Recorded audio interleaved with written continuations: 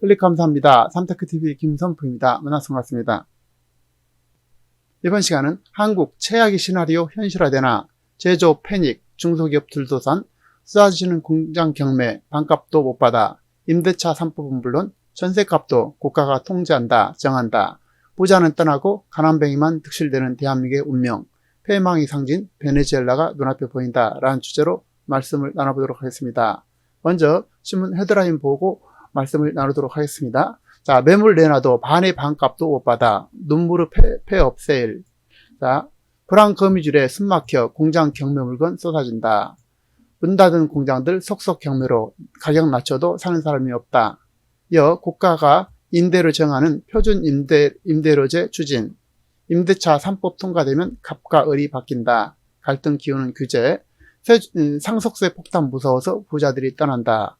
자, IMF 올해 한국 성장률 전망치 마이너스 1.2%에서 마이너스 2.1%로 하향 조정했다. 상당한 하방의 위험이 있다라는 것이죠. 마이너스라는 것은 상상을 못 해봤는데요. 마이너스 1.2도 아니고 이제는 마이너스 2.1%로 하향 조정했습니다. 또한 성장률 2.3%나 끌어내린 하늘은 최악의 시나리오에선 마이너스 1.8%를 전망하고 있습니다. 자, 이것은 매우 중요한 의미를 가지고 있는데요. 이것을 한국의 공식적인 기관에서 자, 마이너스 1.8%를 전망했다는 것은 상상이 가지 않습니다. 자, 정부가 내어놨던 이게 최악의 시나리오인 것만큼 매우 심각하게 받아들일 것으로 보입니다. 자, 계속 이어서 보겠는데요. 매물 내놔도 반의 반값도 못 받아, 눈물의 폐업, 세일. 자, 쏟아지는 공장 경매, 불 꺼진 공단. 자, 6월 공장 경매 500건 육박. 3년 8개월 만에 최대치. 지방 공장 가동률은 30%대 속출. 격일제 근무에서 주 1회 근무로. 상상이 안 가죠. 이어 전월세 상한제 등 임대차 3법 7월 국회 처리. 민주당 종부세 인상, 임대차 3법 이달 단독이라도 처리. 점점 벌어지는 경제회복. 이주열 최악의 시나리오까지 언급. 자, 이주열 한국은행 총재가 최악의 시나리오까지 언급했다는 것입니다. 자, 서울신문 속보 한은 경제성장률 조정 불가피, 최악의 시나리오라는 것이죠. 자, 이주열 코로나19 확산세 최악의 시나리오에 가까워져. 이데일리인데요. 자, 갈수록 경제가 어려워지고 있습니다. 생산능력 10개월 연속 뒷걸음, 가동률 급감, 제조 패닉 이렇게 됐는데요. 한국 경제 회복 경로가 당초 예상에서 점점 멀어지고 있다는 것입니다. 지난달 말까지만 해도 종전 경제 성장률 전망치 마이너스 0.2%에 힘을 실어줬던 이주열 한국은행 총재께서 불과 3주 만에 최악의 시나리오를 언급하면서 눈높이를 크게 낮췄다는 것입니다. 한은 기준금리는 사상 최저인 현행 0.5%로 이게 동결했는데요. 매우 큰 의미가 있습니다. 한은 금융통화위원회는 7월 16일 올해 국내 총생산 성장률은 지난 5월 전망치를 하회할 것으로 보인다면서 금융위원 전원 일치로 기준금리를 현 수준에서 유지하겠다고 밝혔습니다. 자, 경제를 굉장히 지금 여러 가지로 이제 어렵게 비관적으로 보고 있는데요. 기본적으로 자, 낙관이 이제 점점 이렇게 낙관론은 0.5%로 됐고, 내년은 내년은 약간 긍정을 하지만 결과적으로 큰 의미가 없고요. 전체적으로 국가기관에서 마이너스 1.8%를 이렇게 비관적으로 보고 있다는 것입니다. 내년도도 1.6% 성장을 예상한다는데요. 이것은 하나의 희망사항이 되겠죠. 그리고 늘어난 해외 이민인데요. 자, 2014년도부터 지속적으로 늘고 있어서, 자, 아직 코로나가 시작되기도 전인 2018년도에도 벌써 이렇게 수직으로 상승하고 있고, 지금은 어떤 것인지 통계가 아직은 밝혀지지 않았는데요. 2019년도, 2020년도는 이보다 몇 배 더 늘어났을 것으로 보입니다. 어쨌든 부자들이 한국을 떠나고 있는 것이죠. 한원이 결국 기대치를 낮추는 것은 2분기에 수출이 예상보다도 부진한 데다가 코로나19가 진정 기미를 보이기는커녕 도리어 거세지는 모습이 다시 되겠고, 미국은 주에 따라서 경제활동을 재개하는 현지 수준에서 멈추거나 취소 중에 있는데요. 이 총재는 이날 기자간담회에서 불과 3주이긴 해도 중요한 상황 변화가 있었다는 것입니다. 매우 중요한 의견인데요.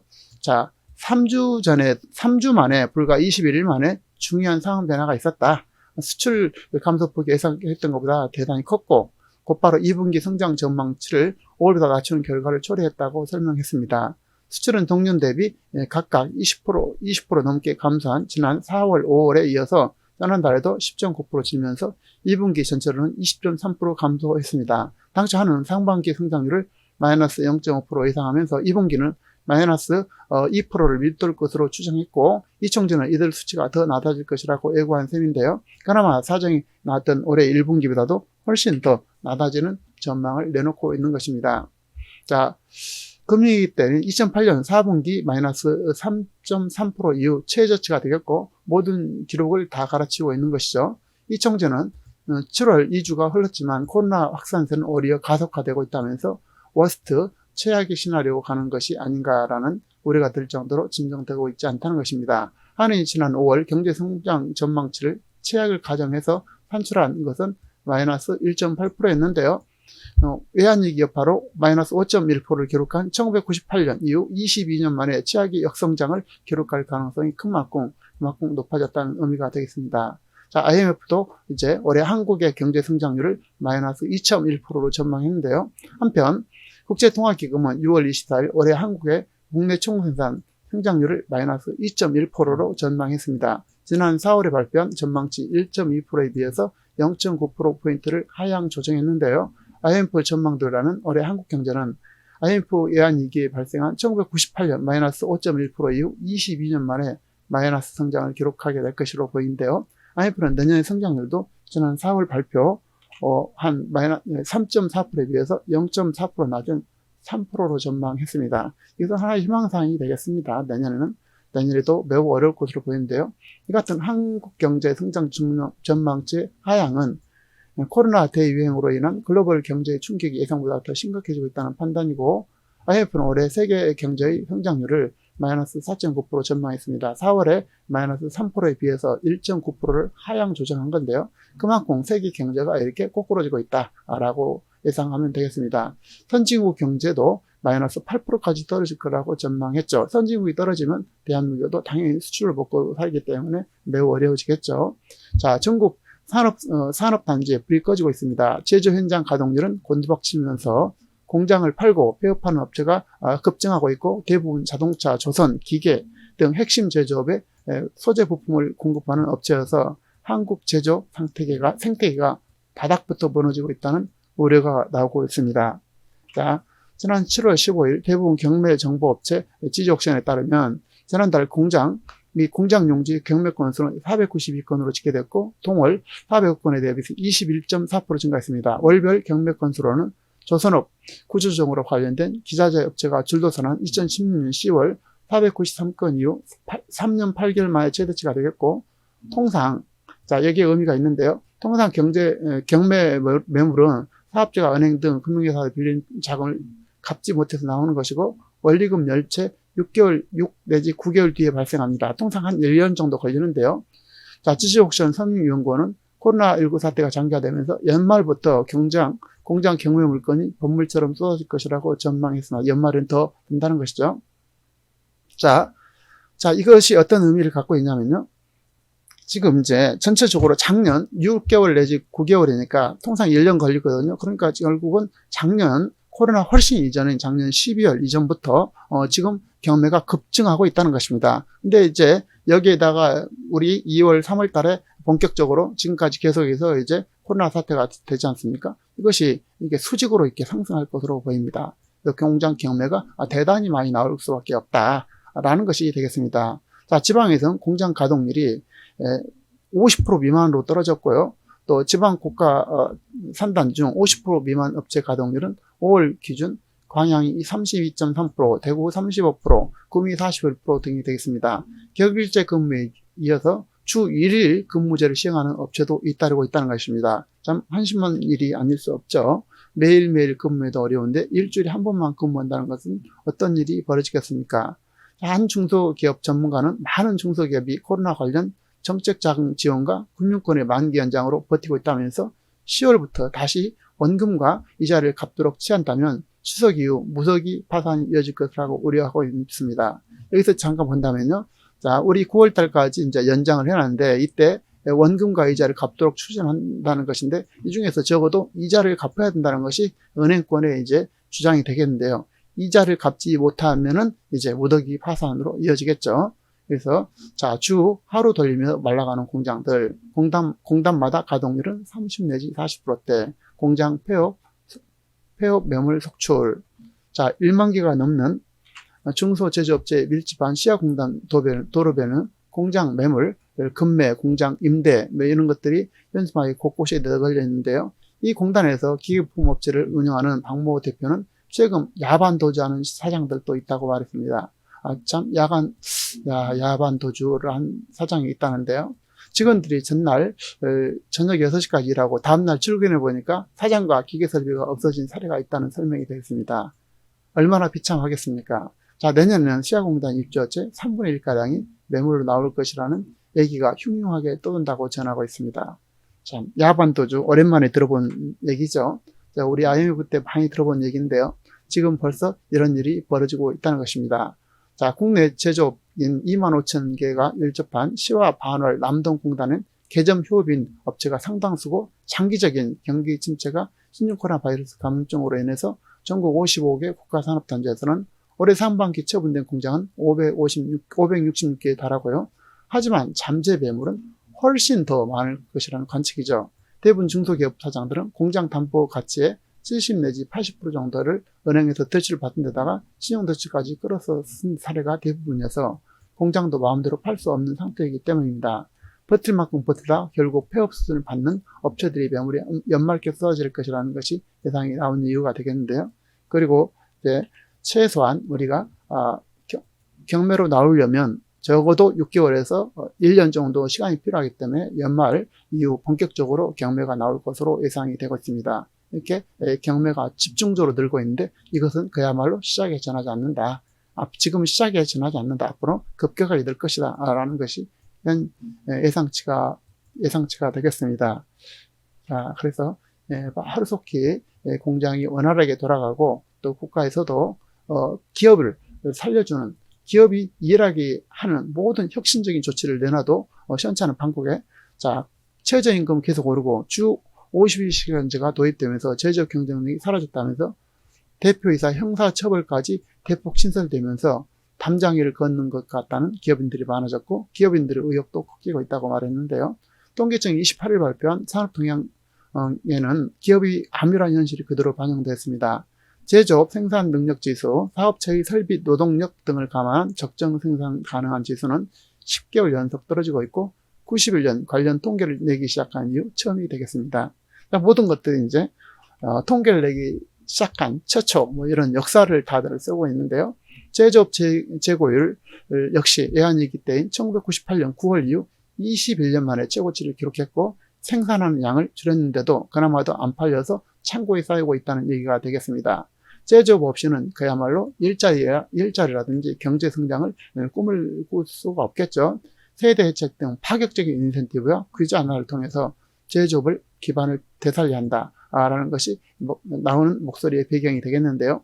5월의 산업동향은 이런 제조업 붕괴 움직임에 속도가 빨라지고 강도가 세지고 있다는 것을 보여주고 있습니다. 2017년 연평균 103.3이었던 제조업 생산 능력 지수는 지난해 103.1로 소폭 떨어진 뒤 지난달 101.1로 추락했고 통계청 산업동향과장은 전산업을 중심으로 이루어진 구조조정 생산 감소 여파로 제조업 생산 능력 지수가 계속 하락하고 있다고 얘기하고 있는데요.